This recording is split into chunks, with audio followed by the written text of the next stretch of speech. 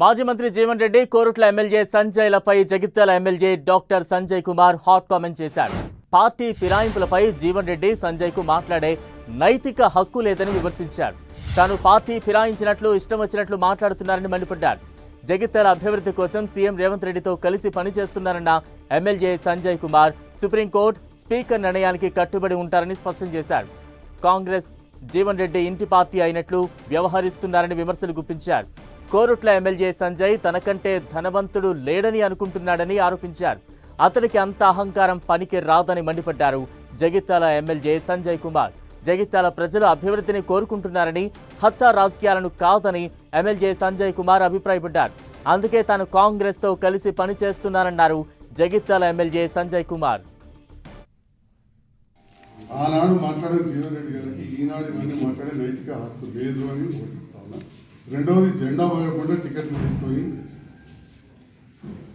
పదవులు పొంది మంత్రి పదవులు పొందినవారు కాబట్టి వారికి ఇవన్నీ మాట్లాడే నైతిక హక్కు లేదని చెప్పి అందులో ఎన్టీ రామారావు దిక్చేసి నారాయణ భాస్కర్రావుతో కలిసి మళ్ళీ ఆ తర్వాత కాంగ్రెస్లోకి వచ్చి కాంగ్రెస్ టికెట్ తీసుకున్నారు. కాంగ్రెస్ టికెట్ జెండా ఎన్ని నెలలు పూసారు? మా పూసిన వాళ్ళకి తెలియదా? ఇవాళ ప్రభుత్వంతో కలిసి పనిచేసే వాళ్ళని గెలిపియండి అని చెప్పి గౌరవ ముఖ్యమంత్రి గారు మొన్న కూడా నిర్మల సభలో కూడా లేదు. అంతకుముందు ఉస్మాబాద్లో కూడా నేను కూడా ప్రభుత్వంతో కలిసి పనిచేస్తున్నాను. రేపటి నాడు కొంతమంది జెండా మోయని వాళ్ళకు కూడా టికెట్లు ఇస్తారు. ఆనాడు మీరు తెలుగుదేశం నుంచి 2014లో 6 జెండా మోయని వాళ్ళకు కాంగ్రెస్ టికెట్ ఇవ్వలేదా? అప్పుడు మర్చిపోయారా? కాంగ్రెస్ జెండా మోయని వాళ్ళకు, తెలుగుదేశంలో క్రియాశీలకంగా ఉన్న వాళ్ళకు కాంగ్రెస్ టికెట్లు ఇచ్చిందా లేదా? అంటే మీరు ఇస్తే అంత కరెక్ట్, ఇంకో చేస్తే ఇంకా అవును. కేసీఆర్ గారికి, కేటీఆర్ గారికి మీరే ఫ్రెండ్ కదా, మీరెందుకు కట్టలే? వీళ్ళు మాట్లాడితే ఏం చెప్తామండి?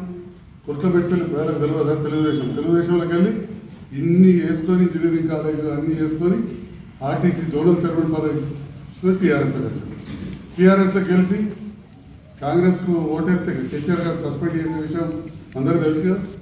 మరి తండ్రిని సస్పెండ్ చేసి కొడుకు తెలవకుండా ఉంటుందా? కొడుకు కూడా కేటీఆర్ గారు ఫ్రెండ్ అని చెప్తారు కదా. మీరు ఫస్ట్ చక్కగా ఉన్నాక మమ్మల్ని మాట్లాడతారు.